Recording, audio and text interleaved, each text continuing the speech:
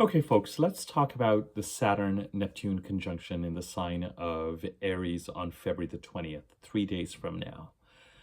A lot of you have heard me say, somewhat defensively, that I've been talking about Saturn and Neptune conjuncting in Aries for a while, especially in 2025. I've talked about the fact that both Saturn and Neptune came into Aries, Neptune from March to November, Saturn from May to September the 1st. Last year. And for some people, they actually conjuncted last July, as I recall. But really, the one conjunction date that everybody can agree on is a conjunction date is the one that's coming up in 3 days. And I've already, in yesterday's video, where I talked about the new moon solar eclipse, given you a heads up of much of what I'm going to say in this video. So, but it is being touted.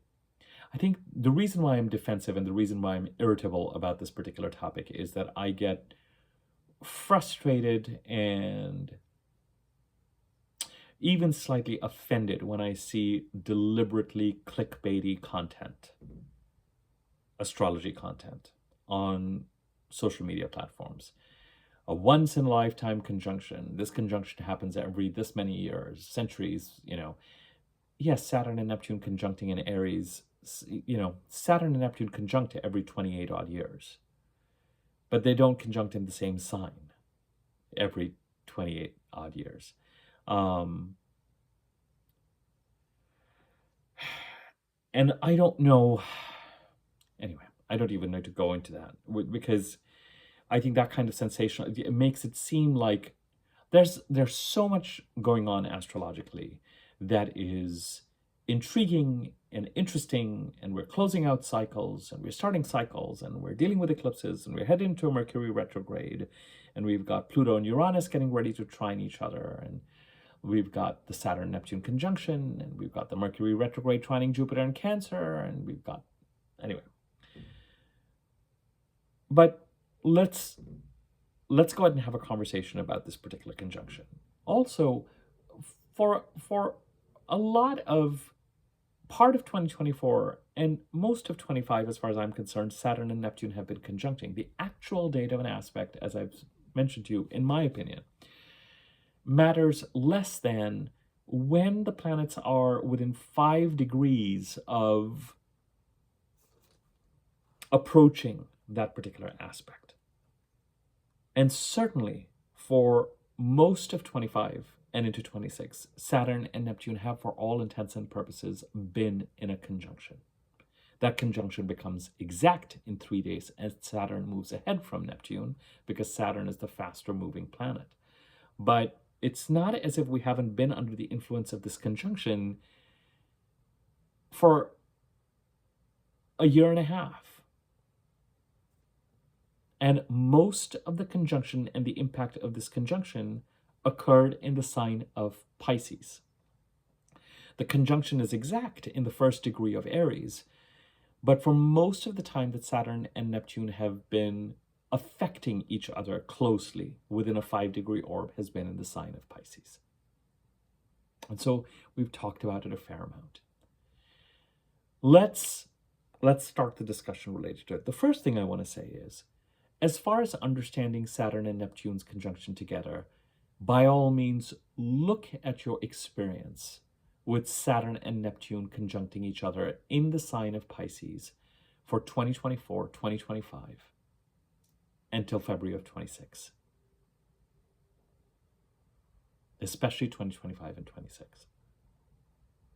Because in the sign of Pisces, Neptune entered Pisces 12 years ago, and in 2014, something like that, 13, 14, Neptune. Now this is going to drive me crazy. As you guys know, I start to talk about dates and then I get this kind of OCD response. 2012 onwards. Neptune has been in Pisces since 2012. Neptune has been in Aries since January the 25th of this year. And Saturn came into Pisces on March 30th of, March 7th of 2023. All the way to about 3 or 4 days ago, February the 17th. So we've already had a period of time in the house occupied by Pisces in your chart where Neptune exercised his influence since 2012, and Saturn came in March 2023, and certainly as we headed into 2024, especially from the middle of 2024 onwards, all the way till now has been within that 5-degree orb with Neptune and conjuncting Neptune. So if you, as I said, it's not an aspect that is new and sudden. It has been developing over time, largely in the Pisces part of the chart. Even more relevant to this video, and I do think, now I'm going to contradict myself, I do think it's very important to understand this conjunction. The only reason I've resisted doing a video on it is because I've discussed this before. But let me just get off my high horse once and for all.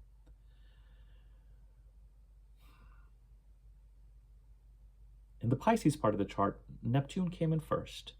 And Neptune had a very eventful run in Pisces. Yes, he rules Pisces. But 2014, 15, 16, 17, we had South Node eclipses going over Pisces. We had Chiron in Pisces. As I've said to you before, Neptune entered Pisces in 2012. By 14, 15, we could really tell that some sort of a crisis was brewing that kind of peaked in 16, 17. And then with Saturn's entry in March 23, you heard me say this, give this narrative a lot of times, he started to really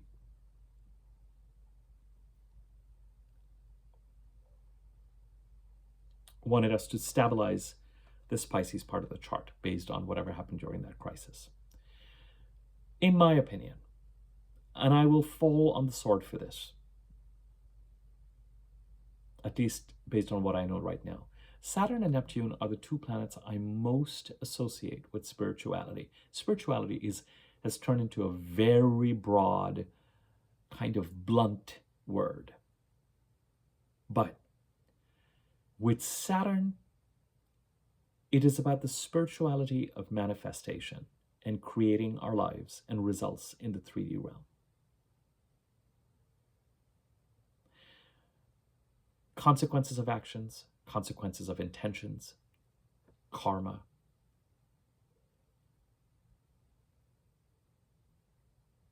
And the discipline it takes to create our own realities.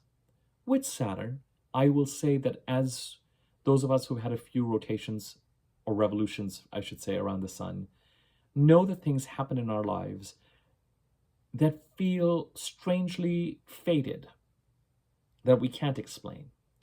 And of course, certain traditions will explain them as past life karma and past life karmic debts. Relationships we can have with our parents, who we get married to, whether we know that person, don't know the experiences that we have. Things that we really don't feel like we deserve. And things we really feel like choices or actions were taken innocently for them to have such a big consequence. So the only way to explain it in one framework is, well, there must be some sort of past life thing that I'm working out here, because this is totally right. I can't. There are typically lessons to be learned, even in those situations. Powerful lessons. But it feels very unfair. It feels very unfair that if the intention was innocent and clean and clear, you know, it's like when people, especially when people talk about marriages. And, you know, me having been born and spent my childhood and teenage years in India, you know, especially the concept of arrangement, the kind of flukiness of who you're going to end up with and where you're going to end up, even if you have some sort of consent over the decision making. I mean, what do you know, at 18, 19, 20, 25, 30, or even 35, 40? I mean, so it feels, whether it turns out well or whether it turns out poorly or whether it is complicated or not, it does feel like some of what we experience in our lifetimes feels at once fated and without some sort of framework or explanation, feels almost painfully random to kind of make us feel like we're living in a meaningless world.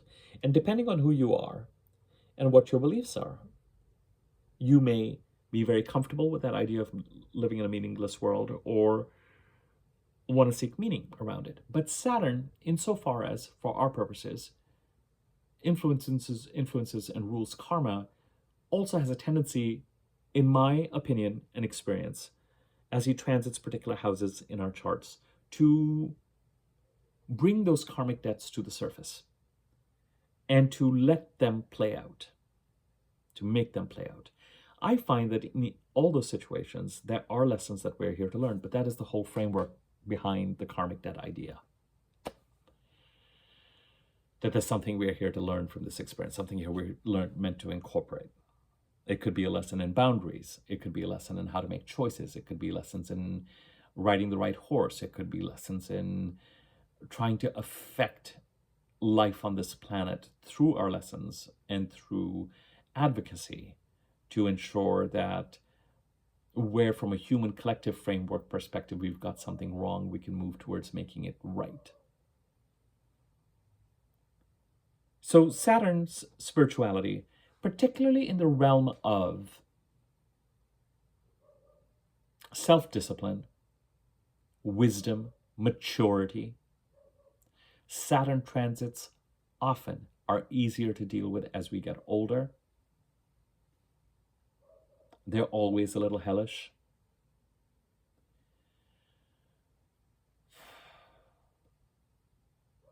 Hard work, nose to the grindstone, self-worth, managing self-defeating tendencies, combating them, defeating self-defeating tendencies. Saturn, I find, is working towards our highest benefit. And in some ways, Saturn, I find, as it leaves a house, does try and leave it in better shape than it found it. It's not, I will just make that general statement and say that it's a very general statement. If we do the work with Saturn, then Saturn, we may find, rewards us with something by the time it's getting ready to leave a particular part of the chart. Almost in a way sometimes that we attribute to Jupiter. That appointment, that raise, that financial security that we attribute to a Jupiter transit, I find can be Saturn's gift after you have dealt with Saturn's requirements. It's a little bit like getting an Olympic medal. But in order to get there, and in order to perform at a certain level, you have to train, you have to eat a certain way, that discipline is there. And intention, cleanness of intention, self-mastery, how to act towards others. Saturn also, I must say at this point in time, I find does not reward. In fact, Saturn penalizes emotional volatility and reactiveness. That's what I find, even if you're right about something.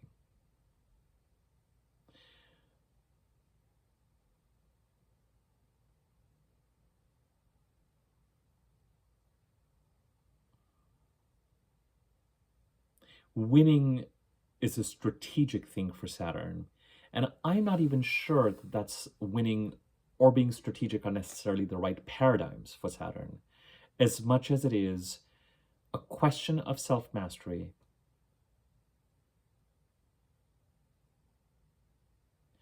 a question of detachment from outcomes.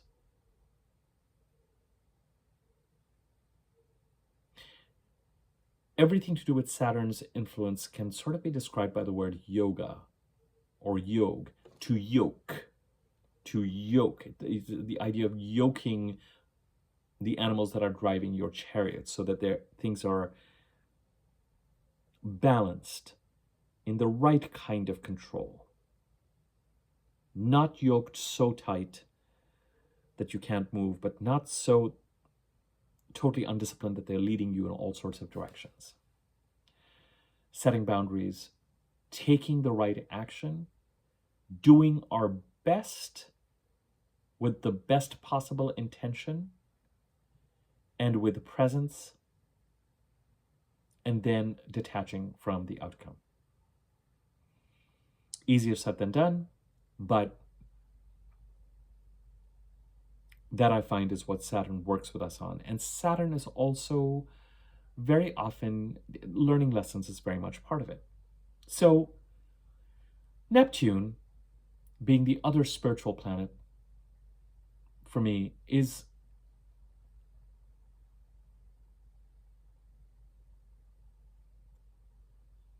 if Saturn is about effective living in 3D reality,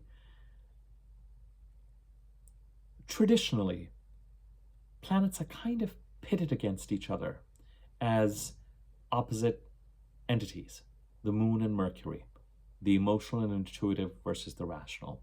Mars and Venus, Yang, masculine, Yin, feminine.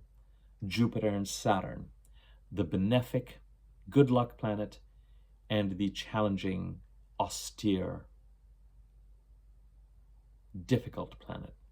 I actually find that the planets that really are kind of opposed to each other in manner are Saturn and Neptune. Saturn wants you to be materially successful and successful in 3D reality and to master the karmic wheel. Neptune seeks to release you from the karmic wheel and puts you in touch with the other side of the veil.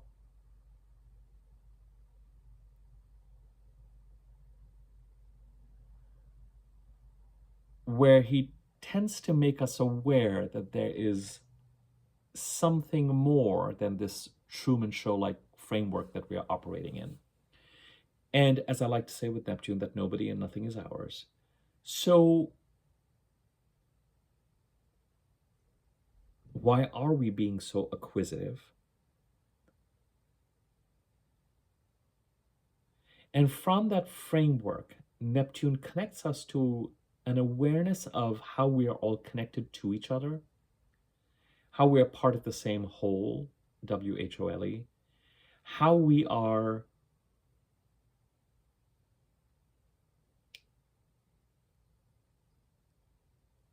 what we're spending so much of our time and energy in is kind of a meaningless game. Both Saturn and Neptune, intriguingly, and this is the reason why I think they're spiritual planets, are focused on detachment. In Saturn's case, detachment is a way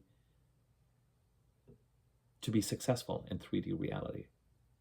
In Neptune's case, detachment is a way to transcend 3D reality. What tends to happen with Neptune, on the positive side, is that it does connect us with our imagination, the muses, something else that we're able to access in imagination, in the fiction in our minds, in the inspiration that we receive. It's not intuitive, aha moment clarity like with Uranus. It is the kind of inspiration that artists talk about that seems to be coming from the muses. It's something else that you get in touch with. And music especially, dance, anything that can connect you, getting off of the hamster wheel, not being busy, being in a kind of dreamlike or trance-like state, a blissful state. So much of Sufi poetry or Bhakti poetry in India, this kind of, I've given it all up and I am totally devotional and carefree. I have renounced everything. It's a very Neptunian space because it rejects 3D reality and tries to connect with something bigger, concepts of nirvana, moksha, kind of getting off of the karmic wheel. So on the positive side, healing, therapies, music, dance, the arts, spirituality,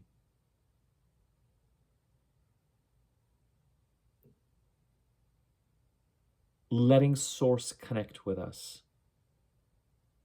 rest, relaxation, detachment,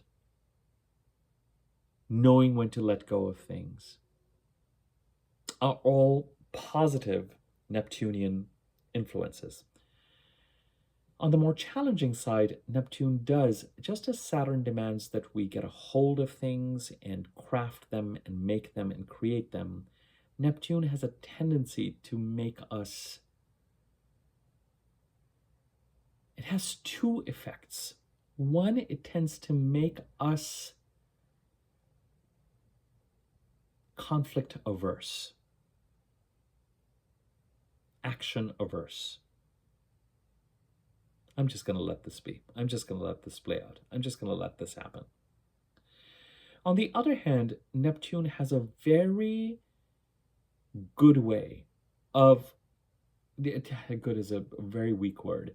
Neptune is very perceptive about what it is that we are egoically attached to that actually kind of defines our identity, but may not actually be right for us. But we may not really let go of it through Uranian means or Plutonian means necessarily, although Pluto will have his way. There's something about the lesson that we're meant to learn about releasing something that we're egoically attached to that is not really right for us and certainly not part of our identity. Neptune would argue that nothing is part of our identity, that even the individual self is a falsehood, and we should seek to go beyond it. But Neptune latches onto that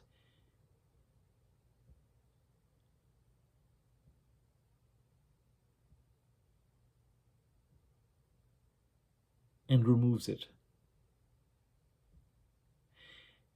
And because it's something we're egoically attached to that we're not necessarily aware of it, that process can be very, very challenging and very, very painful. It can often feel like it involves a sacrifice. And ultimately, in that process, you learn, because it's the only planet that will make you learn things this way, that actually you are not that thing, that thing that you were attached to, that person you were attached to, that situation that you were attached to,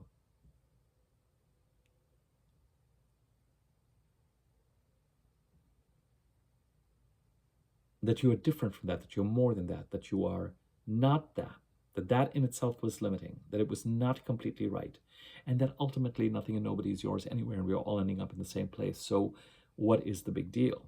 The challenge with Neptune, in very real terms, if Saturn is very preoccupied with making the right choices, riding the right horse,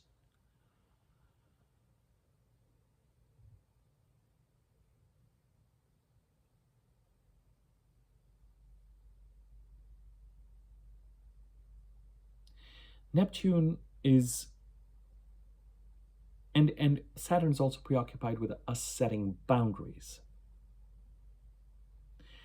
Neptune has a tendency to erase those boundaries or ignore those boundaries. Sometimes when Neptune is removing something, it can remove them through deceptiveness, people playing their cards close to their chest, gaslighting, theft, Neptunian fogginess. I should say, Neptune is associated, at least in Western astrology, with things like images and film, TV on-camera work, the silver screen, mirage-like manifestations or creativity.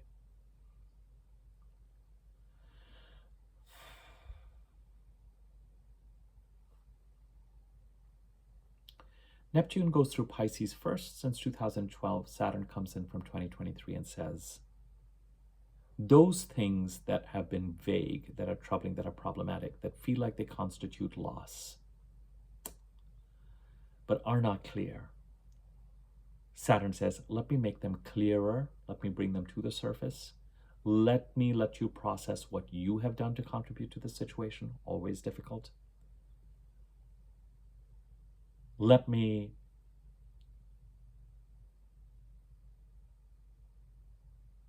push you to stabilize this part of the chart. And Saturn and Neptune are not always together. Saturn and Neptune are really together for about 5 years or so, as they approach a conjunction, as they leave a conjunction. Even that is too wide a window, every 28 years.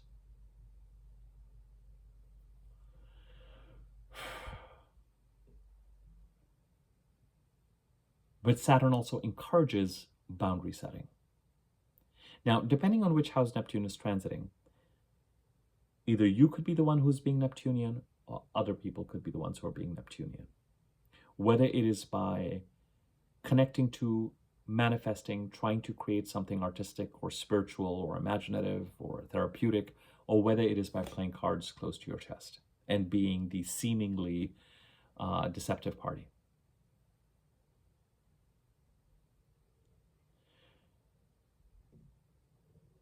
In the Pisces part of the chart, Neptune entered first. The conjunctions and the transits in Pisces 2014, 15, 16, 17, followed by a set of Mercury retrogrades in the couple of years after that, really created a certain amount of havoc, I found, in the readings and the work that I was doing.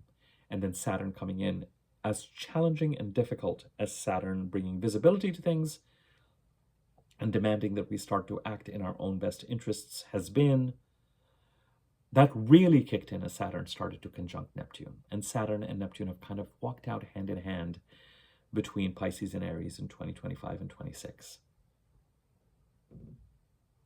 I have been saying to you that in the Pisces part of the chart, whatever has been stabilized is fine, but I would make it a priority to move towards some sort of stabilization by the time you get to the middle of April, so that you can put these energies behind you, because they are now behind you. I think those of you who've been following my videos for a while will find it hard to believe, as I find it hard to believe, that the phrase stabilize the Pisces part of the chart may not even be in use that much, if at all. I know, we're not believing it after the first half of this year. In the Aries part of the chart, Neptune came into Aries on March 30th of 2025. So April and much of May in 2025, all the way to May 24th, Neptune was on his own in Aries. May 24th, Saturn came into Aries, and August 31st, Saturn left Aries.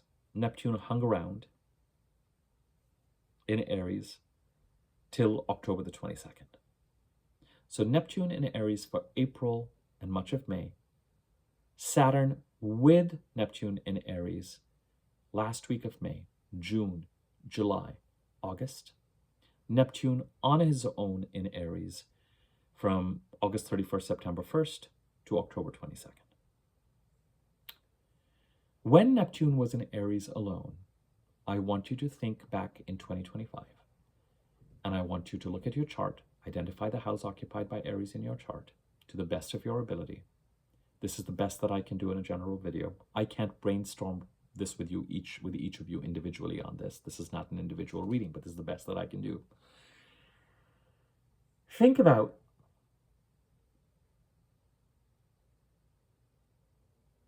what happened in the Aries part of the chart that was either a positive effect of Neptune's transit or a challenging effect of Neptune's transit. On the positive side, if it was moving you towards creativity or renunciation or spirituality or finding those kinds of partners or manifestations or ideas, then fine. We're clear about what the musical idea is. Pursuing something artistic, great, wonderful. Saturn in those cases, when he joins Neptune, and you heard me say this before, asks for those plans to live no longer just in the realm of inspiration, but to be brought down to earth and to start planning for the successful implementation of those plans. A business plan. How are we going to go about it? How are we going to get things done? How are we going to make this work? let's get moving. If this is your idea, this is what you want to do. You want to buy some land somewhere and turn it into a meditation retreat, or you want to uh, give it all up and join a monastery, or you want to form that dance troupe, or you want to do something in the music business, or you want to work as a music producer, or you want to do that kind of stuff, then let's you want to form your own theater troupe, or you want to sculpt and make these, then great, let's put some structure around this. Let's make it happen.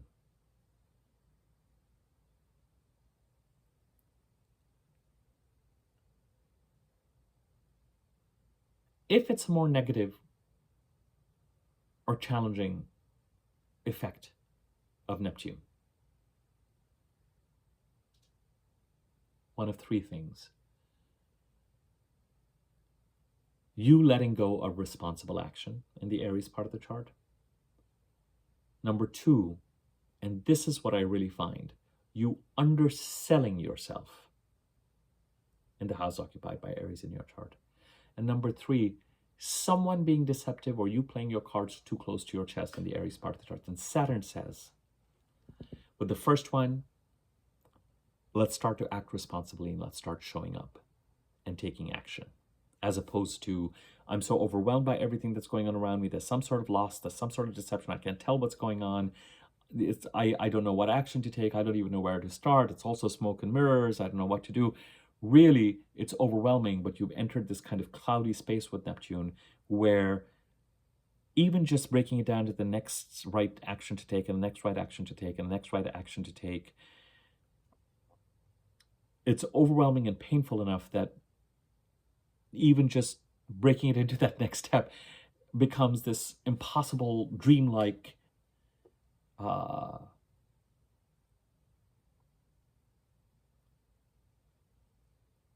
space of denial and procrastination that you have to overcome to get anything done. And Saturn helps with that and says, here's some consequences, here's a knock on your door, we've got to get moving on this. I'm going to come to the underselling last. If there's some sort of involvement of a third party or a family member or a sibling or a spouse or a boyfriend or a girlfriend or a business partner who is being deceptive, then Saturn will say, it's time to, friends, set some boundaries. At least set some boundaries. At least protect yourself insofar as you're able to, because some of what might be happening is out of your control. And one of the things that Neptune is very effective at teaching us is, if it's out of your control, what can you control? And beyond a certain point, you might be attached to something that was never yours to begin with.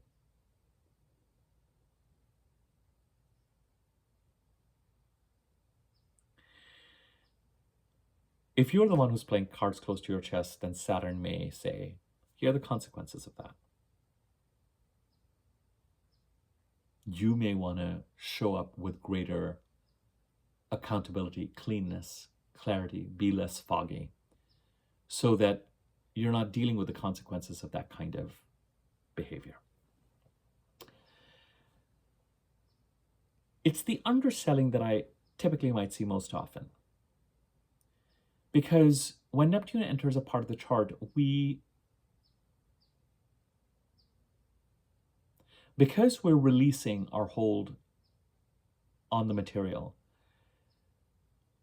we want to be involved in things, but we lose the ability to really be focused on the opportunities that will actually help us fulfill our ambitions or be the next right ambitious step for us, that might stretch us, that might awaken our potential. Now, this is different from a Uranian choice about not doing what is the next right step conventionally and doing something that feels right to you. That's a very different feeling. With Neptune, with Uranus, if you have to make a choice between two things and one looks conventionally successful and fulfilling of ambitions and the other just feels right to you. If one is working at Facebook or Microsoft, and the other is working on this startup idea with Uranus, and at the startup idea that feels really right, that's a very, do anything like that in a grounded manner, please, keeping your emotional and financial security needs in mind, and adjust those needs so that you can actually be, everything in your life is aligned with what you're trying to build. If you're working out of a garage, then wanting to live right off the bat in a mansion may not be the way to seek that or find that alignment. So the emotional and financial needs don't have to be, oh, I need to have $1 million a week right away while I'm trying to do my startup.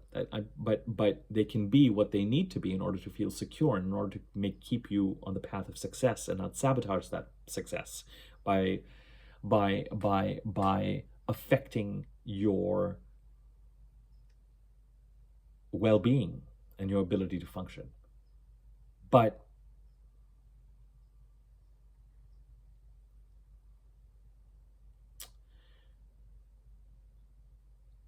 with Neptune,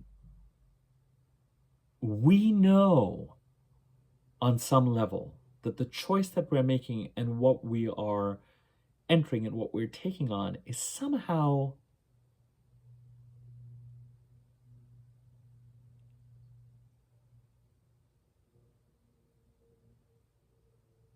not measuring up to our experience necessarily. So there's the joy and the surprise and the positive feeling of being the one in the room that has the most experience and that people are really delighted to have there. But there's also this feeling of like, this is not what I should be doing. But there's a sense with Neptune that we don't care. We're in a giving mode. We are less inclined to stand up for ourselves. We're more inclined to buy into the fact that someone may say to us, well, we'd love to have you and we need this, but this is all we can pay and this is all we can afford. And in a Neptunian way, one can get so wrapped up in the, oh, well, they need me and I do know more and this is so great and I'll do this. And yeah, fine, the pay is this. We can sign up for things. And Saturn coming in goes, no, no, no, no, no, no, no, no, no, no, no, no, no, no, no, no, no. We are here to act towards our highest potential. In the Aries part of the chart, I would advise you to think back to April and up till May 24th, when Neptune was there in the Aries part of your chart on its own, and see what it was that came up that had a Neptunian quality, if that resonates. It could be someone who was a little bit deceptive. It could be an energy of someone who's not completely on top of things. It could be you, it could be somebody else. It could be saying yes to things, maybe out of scarcity consciousness. Sometimes not much is happening. Sometimes we're tired of waiting for that next right thing to come through. Sometimes we feel we're going to take something. Hopefully, in a lot of these cases, these were temporary things and it's not something you're stuck with. But then when Saturn came in from May 24th to August 31st, how did that change how did that build up your spine and give you the awareness of, what rooms am I in now? And why am I doing this? And what is the rationale? What is in it for me? And am I being rewarded in the right way? And then Saturn was gone. And we were back with Neptune till the middle of October. As we head to this conjunction, 3 days from now, this whole video has been coming to this point. You may very much be, and have been, especially over the past couple of weeks, and with Saturn and Neptune getting ready to meet up in Aries, you might be very much in a space where you are attuned to, reflecting on how to make choices in the Aries part of the chart. Once again, in a way that honors the lessons that came with this growing set of this growing Saturn-Neptune conjunction of the past year and a half in both the Pisces and the Aries part of the chart. In the Pisces part of the chart, it may very well still be about stabilizing the Pisces part of the chart and whatever's pending, setting boundaries, shaking hands and letting things go, but in a way that feels, even if the glass is half full, that it's half full and not quite half empty, but knowing where to compromise, where to leave things in a stable place so there's less of an energy leak. And some of that may incorporate Neptunian lessons of what is in your control and what is not in your control. In the Aries part of the chart, just as Saturn and Neptune are beginning their undiluted, they're consequent, they're not coming back into Pisces anymore. They're going to be, Neptune is going to be in Aries all the way to 2038. Saturn is going to be in Aries all the way to 2028. As they start this journey through Aries, and I like the fact that Saturn is with Neptune at the start of this transit, as opposed to in the Pisces chart at the end. So that by the time Saturn is done in 2028, and Neptune has still got another 10 years, Saturn has at least put some structure and taught us some lessons in the Aries part of the chart, so that Neptune can't quite run amok. Neptune has some structure to play with and under, although Neptune will continue to do his thing in the Aries part of the chart. I think that the Saturn-Neptune conjunction, for most people that I'm talking to, and from what I'm observing, is already putting people, opportunities may be coming up again over the past few weeks or even the past couple of months that seem conversations, same people, similar projects, same projects on some level, some iteration, that are putting us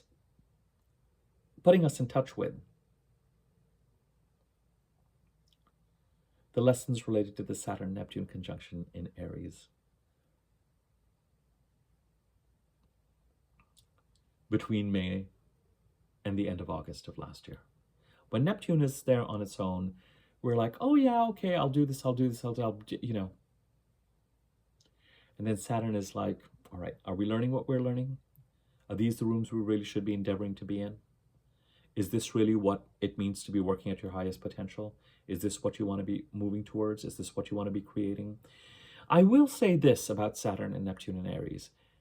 It is much more indicative of creating something new. Whereas Saturn and Neptune and Pisces was very much about putting something to bed. I'm excited that we all get to move towards working on a future state and to be setting the bar higher on that future state. And to, as a result of coming into this conjunction in the very first degree of Aries, starting this transit. Remember that we had the North Node eclipses go over the sign of Aries, the house occupied by the sign of Aries, between, again, March 2023 and the end of the first week of June of 2025, when we were asked to lean into the Aries part of the chart.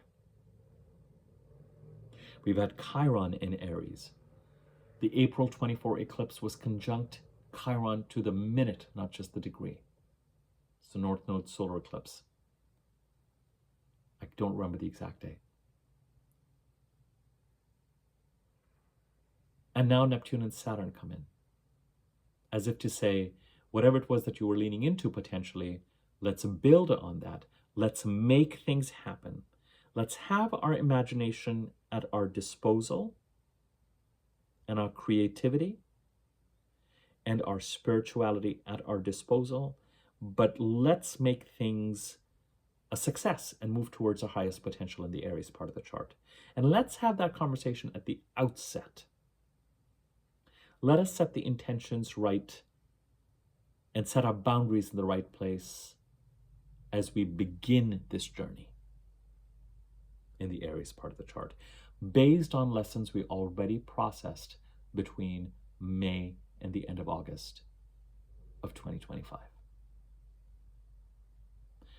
This time around, I'm going to set the boundary here. This time around, I'm going to be more aware of this. This time I'm going to be clear about who it is that is actually benefiting from my presence or wants to kind of ride my coattails,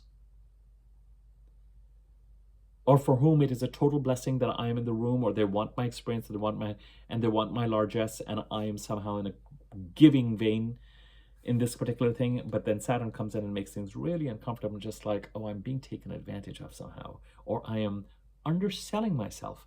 I am letting myself go in this particular case, in this situation, in this room, or with this job. I am demoting I am falling back. And if I stay in this kind of situation for too long, then I have to reprove that I was in a particular space not too long ago.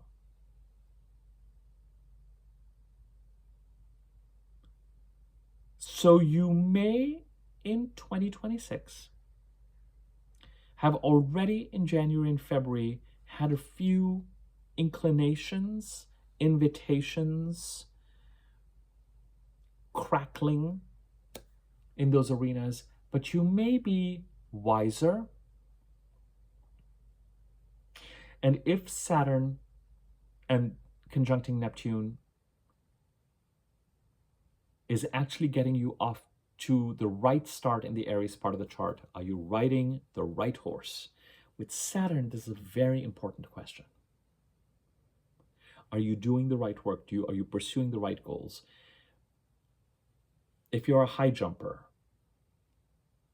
are you doing a high jump and not long jump? And is the bar set where it needs to be so that it is a stretch and not an impossibility, but it's still a stretch and it's going to grow you? Because if you're not riding the right horse with Saturn, Saturn will pile on the responsibilities. And if you don't have the passion or the intellect or the affinity for it, it becomes very, very hard to grow and to find the motivation to grow. The challenges become exhausting. They're seen as a burden. They're seen as fatiguing. They contribute to burnout. They don't make us think, oh, I'm so excited by these challenges, but I cannot work with along the same lines as I was doing before when I did not have these challenges. So let me grow. Let me understand what it means to operate as a manager that I was doing, but now as a director or a senior director or a VP. It's a different way of not doing the work yourself, but actually having to think about what are my team's goals, how do I manage those goals with the appropriate stakeholders, and how do I organize my team to make sure that it is functioning effectively and efficiently to deliver results, and how do I keep people motivated and let there be a clarity of purpose. It's a completely different way of working. Saturn is happy to pile on the responsibilities. There might be a newness to what is offered to you. There's the potential of growth that is offered to you.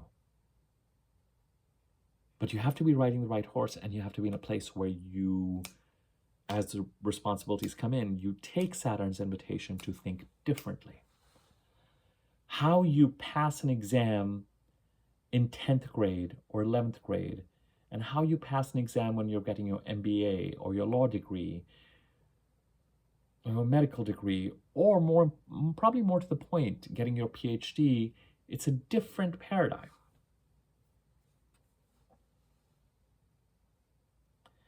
I consider Saturn conjuncting Neptune in the first degree of Aries as exciting, important, strengthening, a reality check, helpful, auspicious. Provided we do not relapse into any choices that we made, especially between March and May of last year, that played out till November of last year, where they could even have been the right choices in some ways, but where we just were like,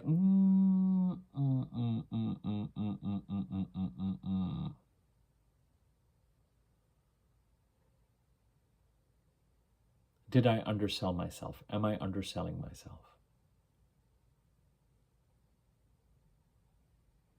Have I let go of the reins in some way? And it could also be around whether or not we need to set boundaries in the Aries part of the chart with ourselves if we are being too Neptunian or a little shady or playing our cards close to the chest, because there are consequences to that. Or when we're dealing with other parties who can be that way. Or when it comes to actualizing and making imaginative spiritual goals a successful reality and not just something in the realm of dreams. Saturn, along with Neptune, can also test our ideas and goals and inspirations. To say, this goal, is it a fantasy? Or is it grounded enough that it's actually possible that this can be a success? Is this some sort of an idea that you haven't even vetted to see if it is actually possible right now? Let's say it's a completely proprietary idea that you have related to a company or project. And it sounds great and feels right and feels noble and feels like it's in the right direction. Sometimes we can have, or let me just give you a creative example. Oh, I want to put up this production of XYZ, and it would be great if I could have an orchestra and I could have this, and the vision is glorious and Neptunian. And Saturn might say, considering your resources and where you're at right now, and even if you had the biggest budget in the world, I mean, are you going to have 7 months worth of rehearsal time to make this a reality? Or within a 6-week cycle,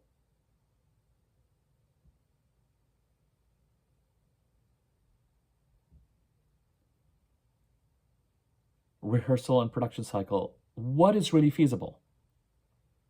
So Saturn can be very effective at grounding and testing. It becomes very important when Saturn is doing this to let your butt hit the ground, because sometimes we can get very attached to our own ideas and stubborn, and sometimes we can gaslight ourselves into stubbornly holding on to something when everything and everybody around us is saying, this is, you've got, this is fantasy thing, this is not going to work. And then at the last minute having to lurch to save face, and by that time you've lost the trust of so-and-so, and so-and-so is no longer interested, and so-and-so is overly stressed out, and so-and-so is completely burned out by the fact that you've been making them work 12 hours a day on something. And it becomes very important when you start to have that nagging feeling and going, oh, I had this idea, I don't think it's possible. Come on, get real and adjust to it. Keep it aspirational by all means, but don't let Neptune let you live in the land of some unachievable fantasy, given the realities of what you have to contend with. A timeline, a budget. It doesn't mean that the work can't be great. Doesn't mean that the idea cannot be excellent. It doesn't mean that the idea cannot be useful. It doesn't mean that the idea cannot be helpful. But plans that are realistic but still aspirational, and that still grow you, and that involve you working on the things that are right for you, that you're motivated to work on.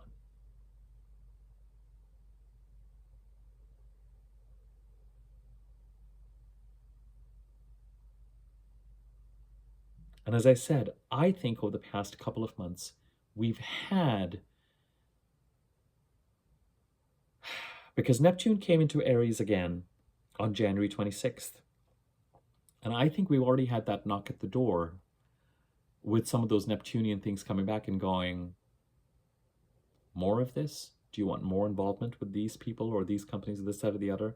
You could choose to be involved with the same people again, but just be more Saturnian with regard to how you set your boundaries. I would love to work with you, but I need to know that you've got the pay set up, or that I'm not being taken advantage of. I mean, that's not the language I would necessarily use, but I'm open to it. I find you creatively exciting. I find But this is, I'm all in for this. And sometimes if you feel like, oh, I'm dealing with someone who's Neptunian who wants to use me, and it's as exciting and interesting, but it's actually being a little bit Neptunian, not completely, you can then decide whether you really want to continue that associate. It doesn't have to be a fight. It's an art to know how to maintain relationships and to kind of keep the bridges built.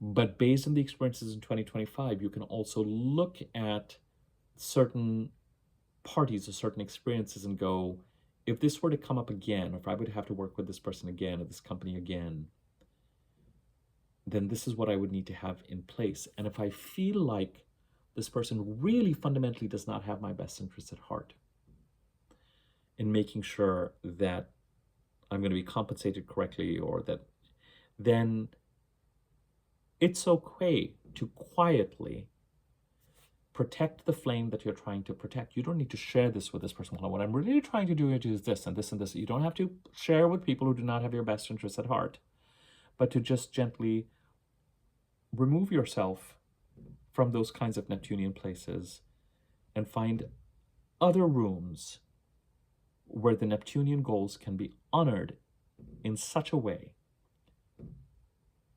that they're also honoring you and your potential and your experience.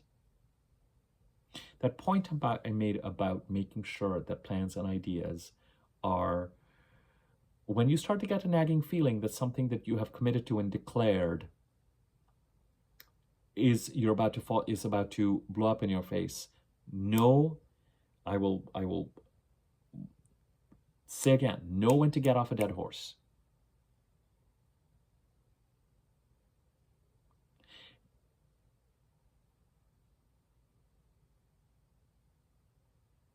And with Neptune involved, this could be true of relationships as well.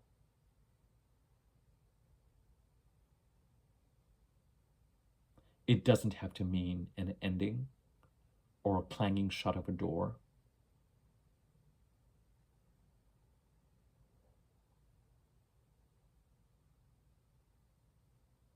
It doesn't have to be loud or dramatic.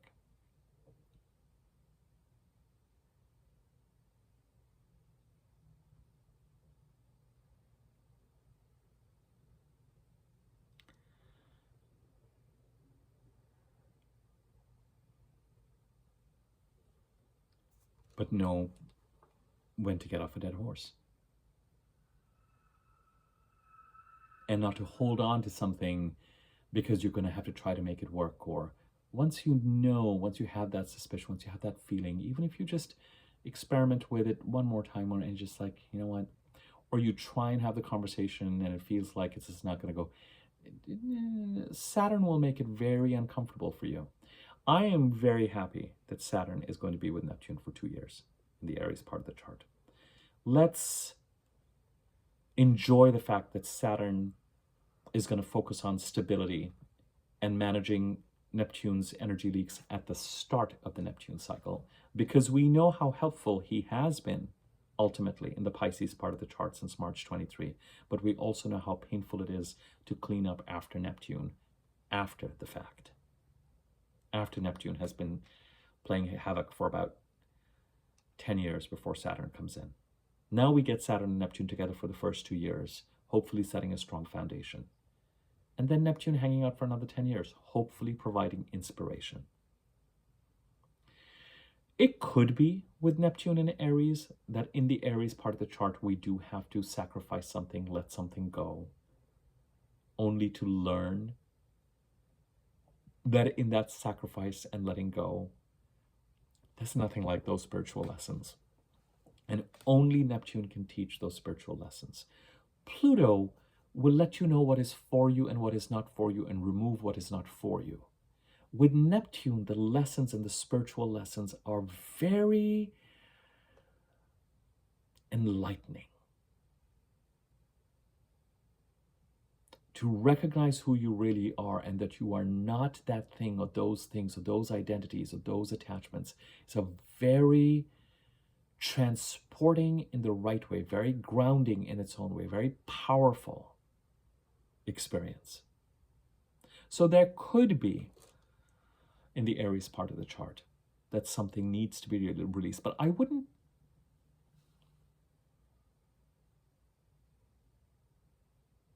just leave myself open to Neptune to say, I'm going to do nothing in this part of the chart for the next 12 years. Take whatever it is that needs to be taken and leave me on the pavement where I can be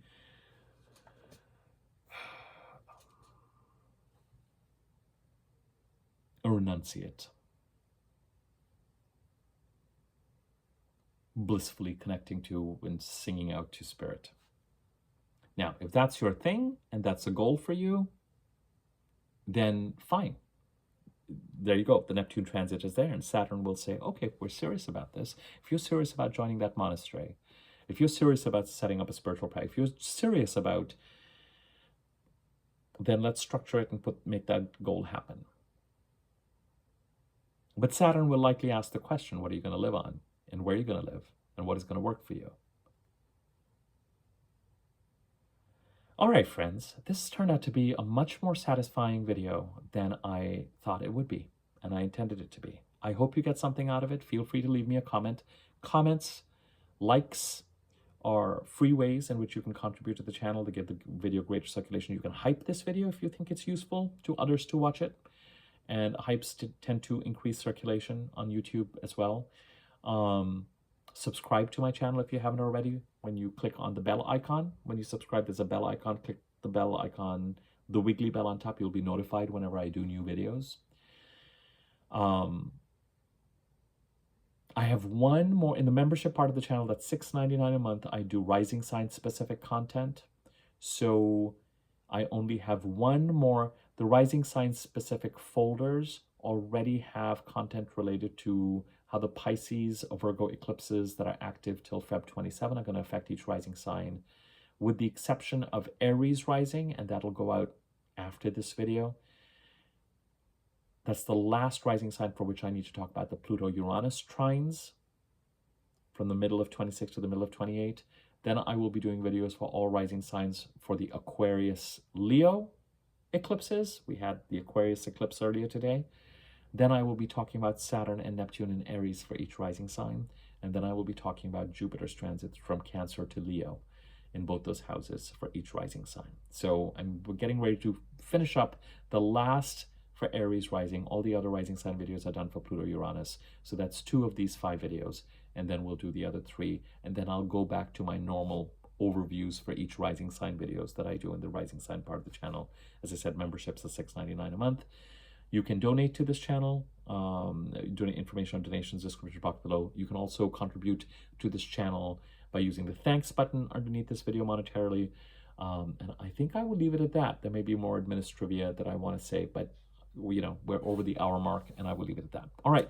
There's a fair amount of content. I don't like to put out content every consecutive day, but that's just where we're at. There's this video. Yesterday was the video on the new moon solar eclipse in Aquarius earlier today. Before that, there was a general video about the Aquarius Leo eclipses all the way to April of 2028. And before that, I did kind of a overview of where we are at right now. The 2 videos before that, that overview, and the 1 video before that were about preparing for Mercury retrograde and the march of the personal planets into the Pisces part of the chart, which is going to be a pretty active theme now and, you know, for another 3 or 4 months with the Mercury cycle in Pisces that's going to start up once Mercury is retrograde and conjuncts the sun. More to follow on that. The next video I'm going to do, I'm going to give it a couple of days now, is going to be about that Mercury retrograde. Okay? In Pisces that's coming up. I will leave it at that. Thanks. Take care.